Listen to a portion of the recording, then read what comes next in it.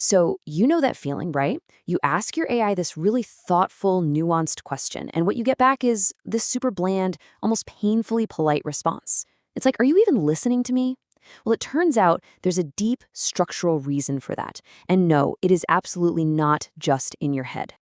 And this all starts with what the source material calls the average human problem. This is really the perfect place to start our whole analysis. So here's the deal. Current AIs are trained on just these insane amounts of data, right? And their goal is to find answers that are broadly okay for everyone. They're optimizing for this statistical fiction, this average human who, let's be real, doesn't actually exist.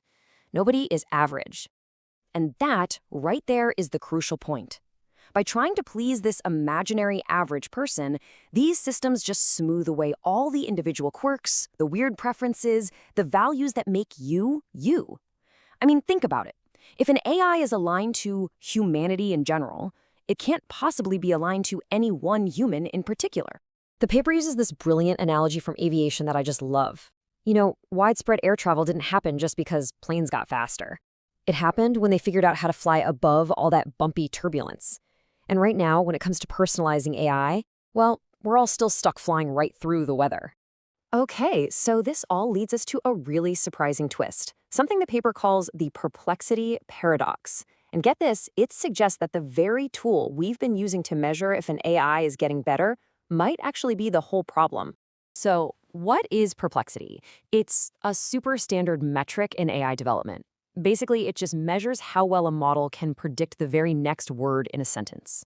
For a long time, a low score, meaning the AI is very confident and predictable, has been seen as a good thing, like a sign of improvement.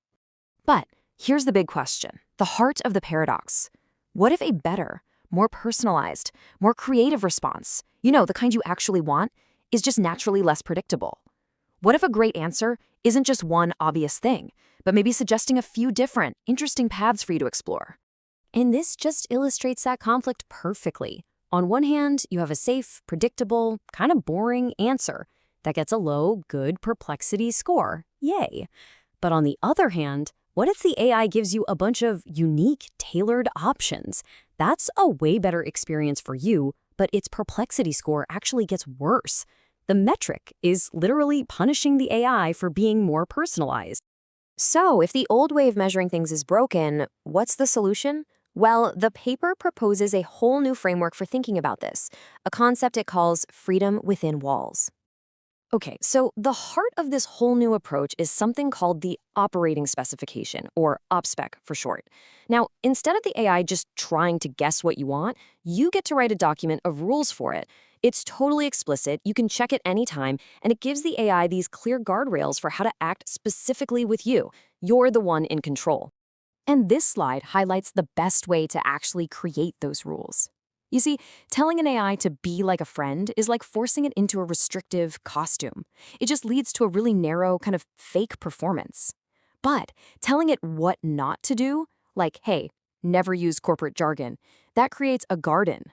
It's this wide open space for creativity, but with clear boundaries. See the difference? And you don't have to take my word for it. The data backs this up. Big time.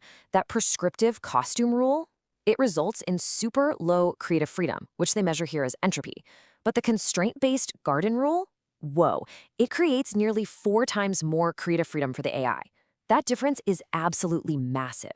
Okay, so the theory is really elegant, right? But does it actually work in practice? Let's get to the fun part, the hard evidence from their experiments.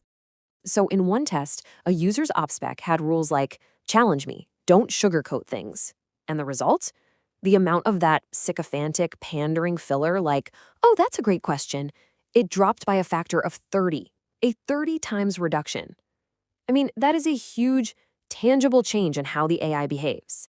But rules alone aren't the whole story.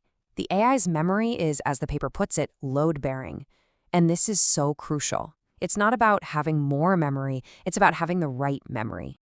This is so, so important. Check this out. When the researchers fed the AI irrelevant memories, like your cooking preferences when you're asking for career advice, its performance actually got 28% worse. So more context isn't always better. In fact, irrelevant context is actively harmful.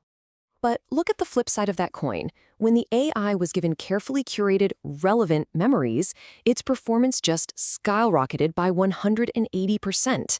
This proves, without a doubt, that a smart, selective memory system is absolutely essential if you want real personalization.